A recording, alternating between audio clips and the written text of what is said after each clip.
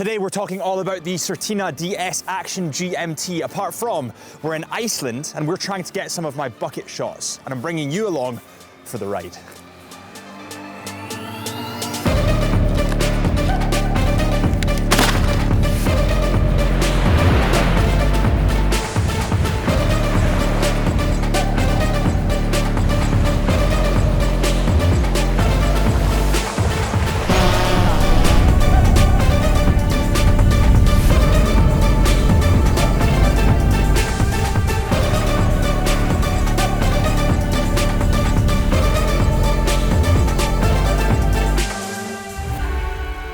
Welcome back to the Chisholm Hunter channel. My name is Harrison, as always, and let's dive straight into this new GMT model, or actually these three new GMT models. There's three new variants that have been released, and GMT models essentially read multiple time zones at the one time. For some reason, I don't really know why, but I never got one, and I think I kind of need one. I mean, my job is a videographer and photographer. I travel all over the world trying to get my bucket shots, so travel is a huge part of my lifestyle. So GMT watches just kind of fit the scene. So let's quickly cover the color combinations that you can play with before we dive into the specs themselves. So the one that I have in my hands at the moment might be quite familiar to some people. It looks rather like the Rolex Sprite that was released a couple of years ago. It does have a green and black bezel and a black dial. The one that's on my wrist and the one that I've kind of been a bit biased and worn is probably my favorite. This has a brown and black bezel, PVD gold, and it has a black face. This is probably one of the classiest models of the range in my opinion, and it comes with a leather strap. And last but certainly not least, we have the Coke, or well, not really the Coke because it has a blue dial. It does have a black and a red bezel, but the difference there is that it has a blue dial, which kind of works actually for this model. So the next point we're going to cover is the specs, but as you can actually see behind me, the clouds are starting to come in. Iceland has really unpredictable weather, so we're going to go down to the next location, but take a look at these shots that we got here. Okay team, so we've just hiked down from that massive valley just over here through the mountain and to this beautiful glacier behind me. We're taking some awesome photos, but let's talk about the specs of this watch. These models all come in at 41 millimeters in diameter and come in at 13.8 millimeters in thickness. They are quite chunky, and I would say they wear a little bit bigger than the specs would maybe suggest, and I think that's partially because of the bright colors. When you want to camouflage stuff normally, and you see this in clothing a lot, they use dark colors, blacks, maybe very dark blues, but when they want to accentuate something, make something stand out, they use bright colors like the reds and the greens. The only exception though is the brown and the black, hence why I've got it on.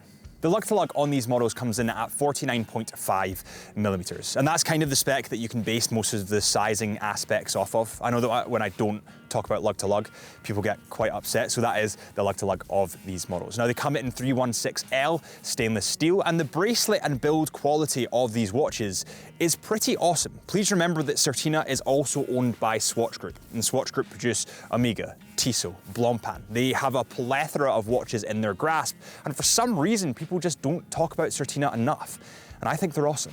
Please remember that this does have anti-reflective coating on the sapphire crystal glass of this watch, and it goes to 200 meters of water resistance. Now, something quite interesting that I found about this watch when looking at the bracelet and the clasp and also the head of this watch, it is predominantly, in fact, it's all in brushed steel. Now, typically what happens is watch brands use a combination of brushed and polished to kind of accentuate those lines, but I quite like the point of difference here. It's in brushed, it looks quite matte, and that is actually quite different to what you normally see in the industry. Also, a positive to that is that brushed steel typically doesn't show scratches as much as polished steel. So the fact that it's all brushed, you won't see scratches and general wear and tear as fast as other models. The bracelet on these models has a safety latch just here, and it has a deployant clasp at the back. Now, I've never been a huge fan of those safety latches because they feel a little bit kind of flappy to me. I prefer it with just the deployant clasp, but I know that other people prefer this variant, so that is kind of personal preference. Right, we've got a ton of other specs to cover, and we'll dive into the face and the movements of these watches, but before we do that, let's switch up the location because we are beside a glacier. It's freezing. Okay, so we've come from somewhere really quite cold, a glacier in Iceland, to somewhere really quite warm. We're at an active volcano in Iceland.